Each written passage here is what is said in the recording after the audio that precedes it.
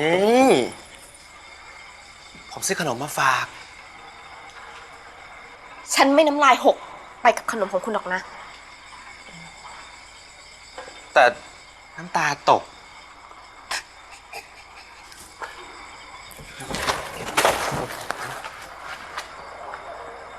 เขารักคุณมากใช่ไหมค่ะ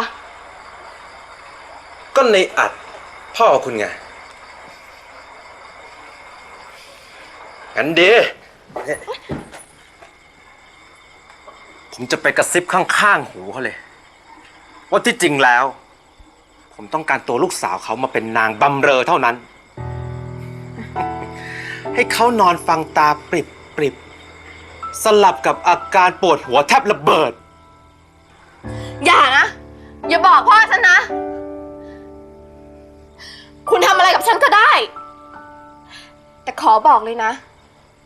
ถ้าคุณเป็นลูกผู้ชายพอคุณอย่าไปลงที่พ่อฉันนี่คุณว่าผมไม่ใช่ลูกผู้ชายงั้นเหรอผิดไปแล้วนี่แหละคือวิธีที่ลูกผู้ชายอย่างผมใช้ตาต่อตาฟันต่อฟัน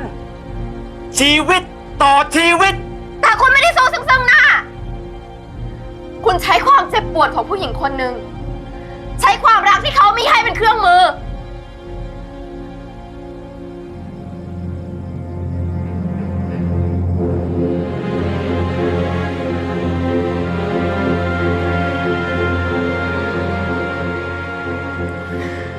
แต่คุณไม่ต้องกลัวหรอกนะว่าฉันจะหนีฉันหนีคนชั่วๆมาไกลขนาดนี้แล้วถ้าคนที่ฉันรักมากลายเป็นคนชั่วอีกคนฉันก็ต้องยอมรับชะตากรรมนี้เหมือนกันแต่ฉันขออย่างเดียวคุณอย่าเอาความทุกข์ไปถมที่พ่อฉันอีกนี่ความทุกข์ของนายอัดคือสุดยอดปรารถนาของผมเลยรู้ไหมอุมากร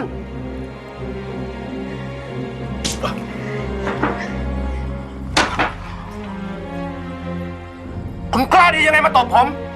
ฮะคุณกล้าดียังไงมาตบผมคุณกล้าดียังไง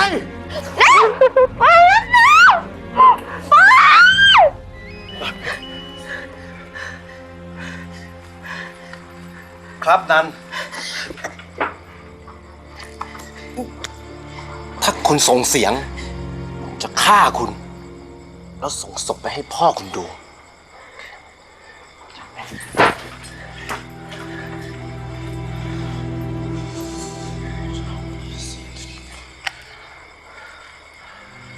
ครับนัน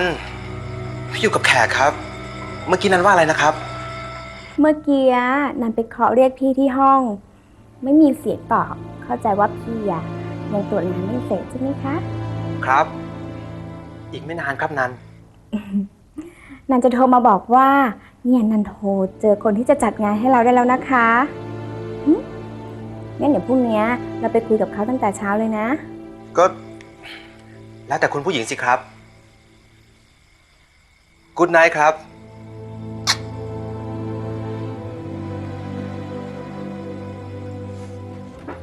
นี่ไม่ต้องหนีผมไฟมอดแล้วแต่ถ้าคุณยังอยากพรุ่งนี้ผมจะมาจุดให้ใหม่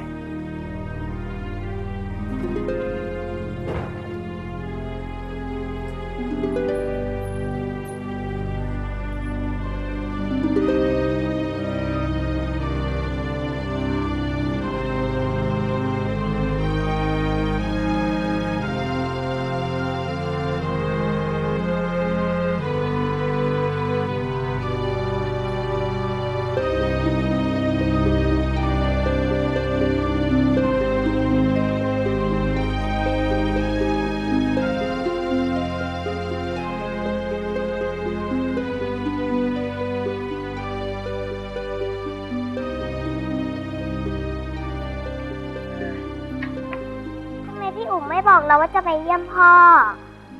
พี่อุ๋มคงรีบละมั้งเดี๋ยวพอนะอาจหายดีนะเดี๋ยวก็พี่อุ๋มก็รีบกลับมาเองแหละแต่หนูดีกว่าพี่อู๋มาจะโดนนะนาต้องออนใจร้ายกับพี่อรดีใจดำจับไปขายแย่เลยสิ ไม่หรอกนาพี่อุ๋มไม่ฉลาดจะตายเขาไม่จับไปขายง่ายๆหรอกอ่ะไป เนี่ยมาทำอะไรแถวนี้ นึกว่าอยู่บนตึก ฉันถามว่ามาทำอะไรแถวนี้ ที่เนี่ยไม่ใช่สนามเด็กเล่นนะ หนูดีคิดถึงพี่อุ๋ม พี่สาวเธออะเขาไม่ได้อยู่ที่นี่แล้ว เวลาเด็กกลับจากโรงเรียน ควรจะพาเขาไปในครัว หรือไม่งั้นก็พาไปที่บ้านพักคนงาน ไป ค่ะ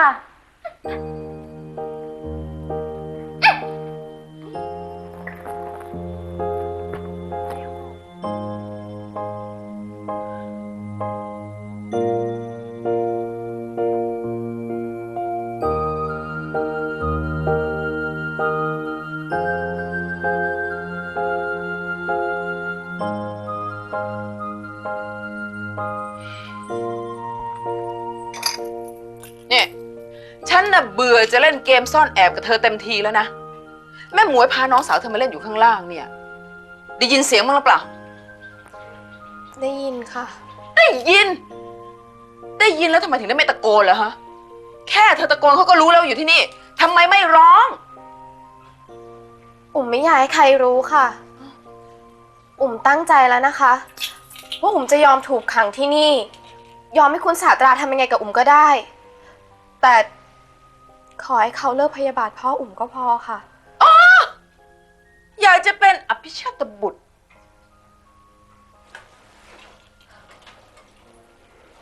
เปล่าค่ะ เพียงแต่คุณศาสตราเขายังรักพ่อเขาแล้วทำไมอุ่มจะรักพ่ออุ่มบ้างไม่ได้ล่ะคะ แต่เธอก็รู้ความเลวของพ่อเธอ เรื่องของผู้ใหญ่อุ่มไม่ทราบหรอกค่ะ อุ่มแค่อยากจะให้พ่ออุ่มได้มีโอกาสอธิบายให้ฟังบ้าง ถึงแม้ว่าคุณศาสตราจะไม่อยากฟังก็ตาม คุณศาสตราเนี่ยนะเขาเป็นคนที่มีความมั่นใจในตัวเองสูง ลองถ้าหากว่าเขาปักใจแล้วก็ ไม่มีทางจะเปลี่ยนใจได้ง่ายๆหรอก ก็ดูแต่เรื่องแต่งงานสิมีผู้หญิงกี่คนล่ะ ที่มาทำให้เขาเขวแต่แล้วในที่สุดเขาก็เลือกสิ่งที่เขาได้ตั้งใจเอาไว้ตั้งแต่แรก คือคุณธีรนันท์ไม่ใช่เธอ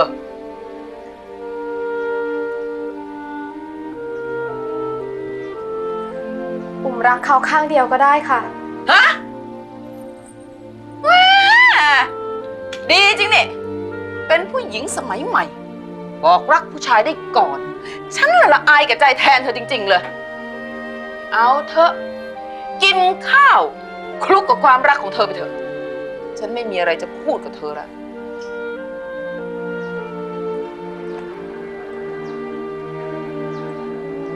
ขอบคุณค่ะ